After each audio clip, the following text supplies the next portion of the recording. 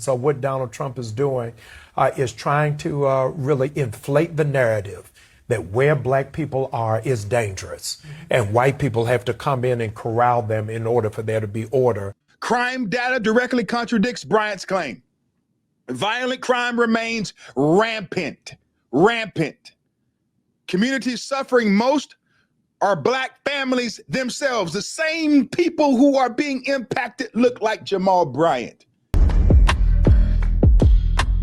If Jamal Bryant wants to preach the truth to the black community, he should stop blaming white faces for black problems and start blaming black faces for black problems. He loves to blame President Trump or the white man as the proverbial boogeyman for all of the failures of the black community. But instead, he doesn't focus on true issues. Instead, he wants to race bait and race hustle. But he needs to start addressing fatherlessness, accountability, and the failure of leadership in the black community. I want to show you this clip of Jamal Bryant doing what he does best, passing the buck and the bill to someone else, rather than addressing the issues that are really impacting Black America and paying for it at the same time. Take a look. This is a technicolor birth of a nation, to stoke fear of color. This is not about crime, it's about control. Right. The reality is every city that he has targeted has shown a drastic reduction in crimes in all capacities. It is an assault on leadership and courage. My home city of Baltimore, Mayor Brandon Scott has done an amazing job. So rather than vilifying them, they should be taking notes. How are they reducing crime? Martin Luther King Jr. said that the bride of crime is poverty. Wherever you see poverty, there's going to be crime. So there's got to be job creation, there's got to be access to capital, and there's got to be a higher value in education. And so what Donald Trump is doing is trying to really inflate the narrative that where black people are is dangerous, and white people have to come in and corral them in order for there to be order. And it's an old playbook, and the game just won't play. If the bride of crime is poverty, then we could say that fathers are the pimps who are exploiting the brides. See, Jamal Bryant loves to make these claims about the white man, the boogeyman. The white man is the boogeyman. We need to be afraid of the white man. Take a look at his claims. Number one, he says Trump is targeting cities with black mayors. Then he says crime in these cities is going down. Then he says federal intervention is about control, not crime. Then he says Mayor Brandon Johnson of Chicago is his hero. And finally, solutions shouldn't be about access to capital rather than about accountability. See, here's the reality that Jamal Bryant won't share with you. So I'll do it. Listen to this, black man. Cities run by black mayors are by and large violent, very violent. Chicago, violent. Baltimore, violent. Atlanta, violent. St. Louis, violent. And they rank among the highest in homicides, robberies, and violent assaults. It's a fact. It's a fact. Well, that doesn't sound loving. It's true. I don't care about sounding loving. I want people to live. I want less homicides, less robberies, less carjackings, less violent assaults. Everybody wants to be emotional. Jamal Bryant is being emotional. He's blaming it on racism. Donald Trump is targeting us. We be so impoverished. We are so overtaken in poverty. All of this, I mean, victim mentality. How do you stomach that, Jamal Bryant? How do you wake up in the morning as a wealthy, potentially a millionaire, as a highly successful preacher, as a man who, is very well to do? You're very successful, depending on how you determine success, but financially, you're doing well. But yet and still, we have to convince other blacks that they can't do as good as you or better. And that if we are missing something, it's because of what the white man has done. There is nothing that the white man has stopped me from doing or can stop me from doing. It doesn't work like that. I live where I want to live because I work. I drive what I drive because I work. My kids go to school where they go to school at because I work. And the message that we're selling to Black America from Black so-called preachers like Jamal Bryant is part of the problem. You see, federal involvement isn't about race. It's about public safety, where local leadership has failed. Crime data directly contradicts Bryant's claim. Violent crime remains rampant.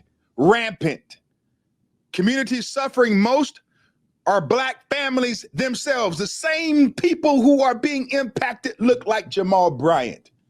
But it's Trump's fault. It's the white man's fault. Man, give me a break. Let me tell you where the blame belongs.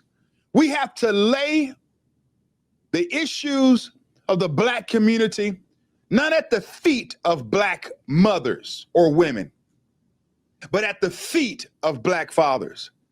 Black faces have failed Black futures. That is the problem. Skyrocketing, let me do that again. Skyrocketing fatherlessness is the root of generational crime and instability.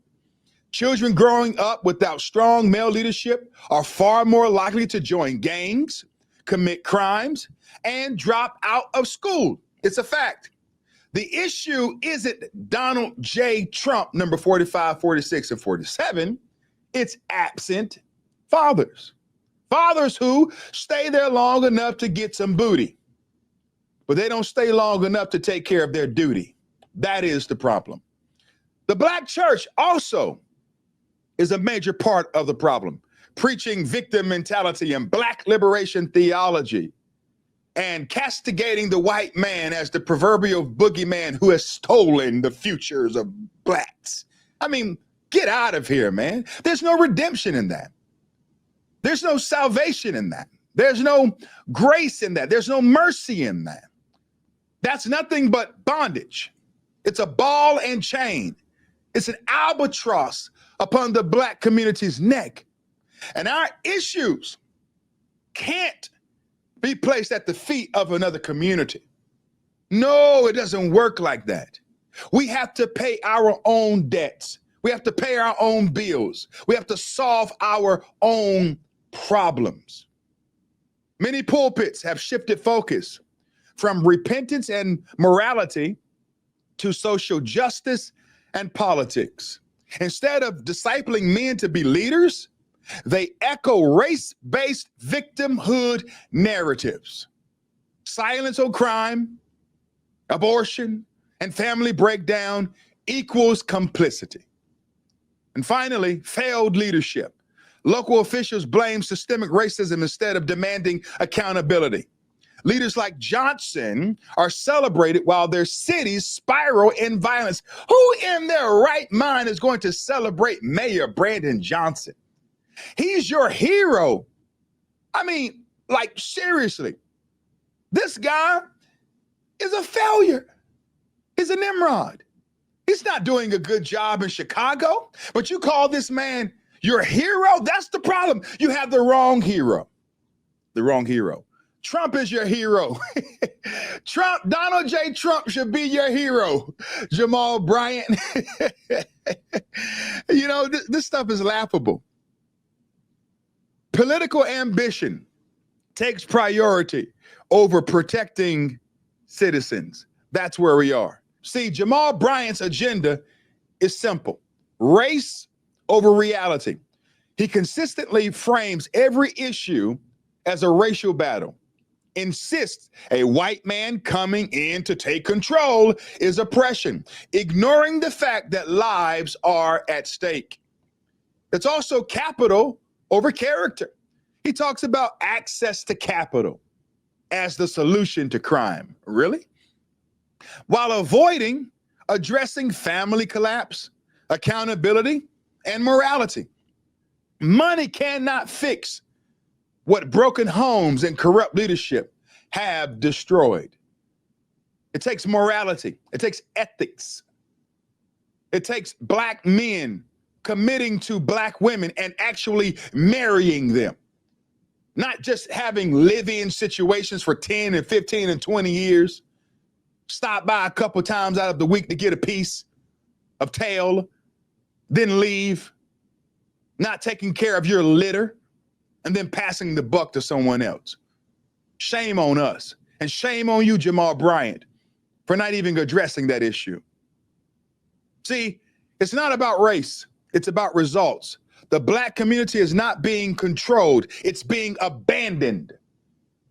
Our issue isn't being controlled. We have been abandoned by black faces, black men in particular. Federal intervention is about saving lives, not seizing power. True heroes are the black fathers and leaders who stay, protect, and rebuild their communities, not politicians and preachers who shift the blame. Let's take a look at some statistics here. All right? The crime data tells a different story than what Jamal Bryant just said. Number one, Chicago. In 2024, they had 581 homicides. That's a rate of 21.4 per 100,000, down from 29.7 in 2021. Should we celebrate that? Should we say, hey, that's good, yeah. You didn't kill as many people as you normally do, and we're doing good, but keep killing. No.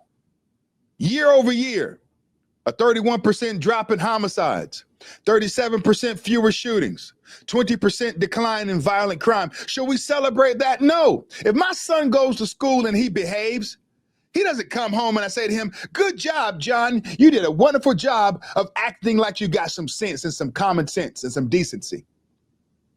I don't do that.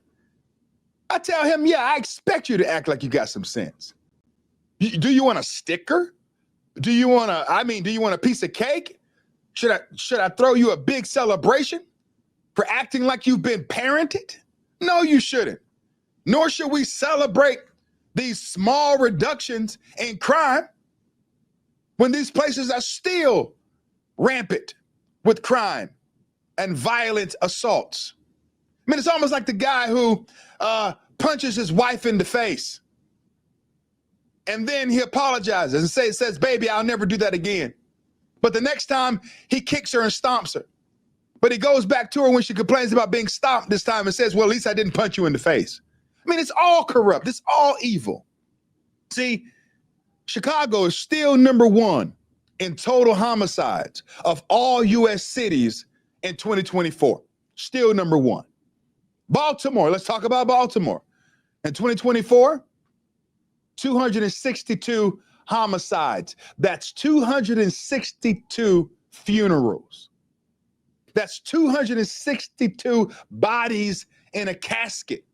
That's 262 eulogies. Just think about that. That's a lot of mourning and grief upon one city. That's a rate of 43 per 100,000 people. Baltimore consistently ranks top 5 most dangerous cities in America. A high rate of violent crime, carjackings, and robberies. Let's talk about St. Louis. In 2024, 200 plus homicides. That's a rate of 60 per 100,000 people. St. Louis is frequently ranked number 1 to 2 most dangerous cities in the U.S. per capita. Should we celebrate that? Washington, D.C. Oh, brother. In 2024, 274 homicides. In 2025, they've already had 100 homicides. That's a rate of 27.3 per 100,000 people. DC is among the highest per capita homicide rates, above New York and Los Angeles. Let's talk about Memphis, Tennessee. In 2023, the homicides were 397, which was a city record. That's a rate of 59 per 100,000. Memphis is consistently ranked top 3 most dangerous U.S. cities. Let's talk about Jackson, Mississippi. In 2024, they had 111 homicides. That's a rate of 77.2 per 100,000 people, which holds the title of highest homicide rate per capita in the U.S. Oakland, California, in 2023, had 126 homicides. That's a rate of 30 per 100,000 people, ranked among the top 15 most dangerous cities in America. Surges in robberies, carjackings, and organized retail theft dominate Oakland, California. And so, national crime rankings per capita homicide rates in 2024. Number 1, Jackson, Mississippi. Number 2, St. Louis, Missouri. Number 3, Memphis, Tennessee. Number 4, Baltimore, Maryland. Number 5, Oakland, California. Number 6, Washington, D.C. And number 7, Chicago, Illinois. And I'm supposed to celebrate this because supposedly crime is coming down. We're supposed to throw a big celebration and say, whoop-de-doo, whoop-de-doo. We are happy because instead of murdering 200 people, we murdered 199. How pathetic. You can't celebrate perfunctory behavior. You can't celebrate indecent lifestyles. Who celebrates failure? Is that what we're doing, Jamal Bryant? Celebrating failure while claiming that change is taking place? Man, I wish I would. I'm not going to celebrate failure, but what I am going to do is speak directly to this camera and tell Black America that our problem is not white faces. It's black faces. We need to fix our own mess and stop passing our problems off to someone else. That's what I have to say about this. Let me know what you think below in the comment section. Am I right or am I wrong? Am I weak or am I strong? God bless you, my friends, and God bless America. And be sure to subscribe to my channel, like this episode, and share it. God bless you. I'll see you again.